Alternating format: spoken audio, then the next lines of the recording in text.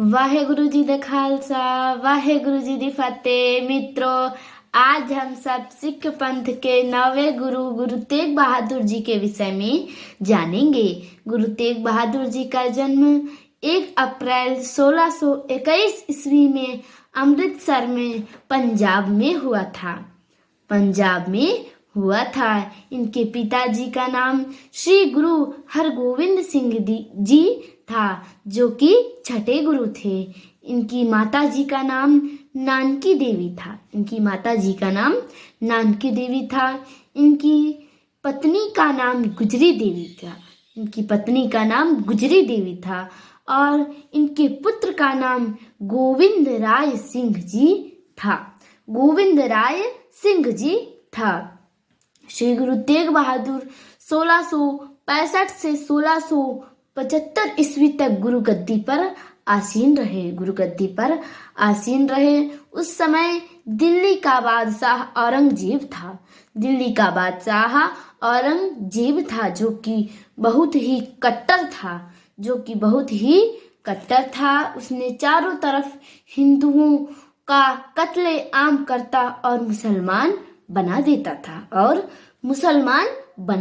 था और सारे हिंदू डरे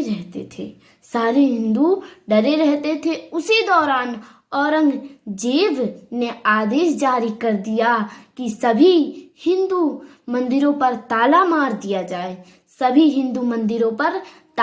दिया जाए और उसे तोड़कर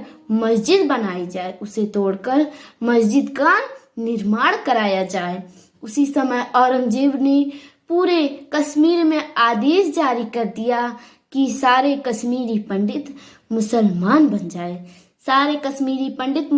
बन जाएं, वरना उनका कत्ल कर दिया जाएगा। कहते हैं सारे पंडित अमरनाथ के मंदिर में जा करके प्रार्थना करने लगे, लेकिन कुछ समझ ना आता कि क्या करें। उसी समय कश्मीरी पंडितों में एक पंडित था जिनका नाम कृपाराम था। उसने सारे पंडितों को सलाह दी कि इस मुश्किल घड़ी में कोई सहायता कर सकता है तो वे हैं गुरु तेग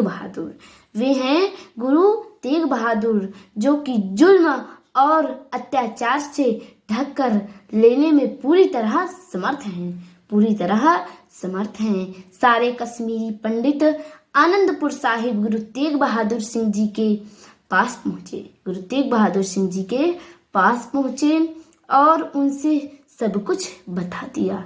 तो गुरुजी ने कहा कि जाओ औरंगजेब से कह दो कि अगर वह गुरु तेग बहादुर सिंह जी को मुसलमान बना दे तो हम सब अपने आप मुसलमान बन जाएंगे। उस समय हिंदुओं के तिलक और जनेऊ को खतरा बन गया था। और यह बात जब औरंगजेब तक पहुंची तो औरंगजेब ने गुरु तेग बहादुर को दिल्ली बुला लिया। गुरुजी अपने साथ 6 सिख लिए और चल दिए। उन्होंने जाते समय ही यह घोषणा कर दी कि अगला गुरु गोविंद राय सिंह जी होंगे। गुरु तेग बहादुर जी के साथ भाई दयाला जी, भाई मतीदास जी, भाई सतीदास जी, भाई गुरुदत्ता जी, भाई जैता जी, भाई उदयचंद जी थे। गुरुजी अपने शिष्यों भाई गुरुदत्ता जी, भाई जैता जी और भाई उदयचंद को आगरे के पास ही गुप्त तरीके से रुकने का आदेश दे दिया और गुरु तेग बहादुर अपने 3 शिष्यों भाई दयाला जी और भाई मतीदास जी और भाई सतीदास जी के साथ दिल्ली पहुंच गए, जहां पर औरंगजेब ने गुरुजी को कैद करा लिया और मुसलमान बनने का दबाव डालने लगा। लेकिन गुरु तेग बहादुर जी ने मना कर दिया। तब औरंगजेब ने गुरुजी के 3 शिष्यों को गुरुजी के सामने की ही बेरहमी से कत्ल कर दिया। सन 1675 में भाई मतीदास जी को लकड़ी के टुकड़े में बांध करके उनके ऊपर लगाकर जिंदा दो फाड़ करा दिया। अगले दिन भाई दयाला सिंह जी को पानी की उबलती कड़ाही में बिठा करके शहीद कर दिया और तीसरे भाई सतीदास जी को रुई में लपेट करके आग लगा दी, जिससे वो भी शहीद हो गए। लेकिन गुरु तेग बहादुर अडोल बनी रहे। औरंगजेब ने आदेश दिया कि गुरु तेग बहादुर भी कत्ल कर दिया जाए। गुरु तेग बहादुर को भी कत्ल कर दिया जाए, लेकिन कत्ल करने से पहले डुग्गी पिटवा दी जाए कि जो भी हिंदू मुसलमान नहीं बनेगा उसका यही हाल होगा। चारों तरफ सन्नाटा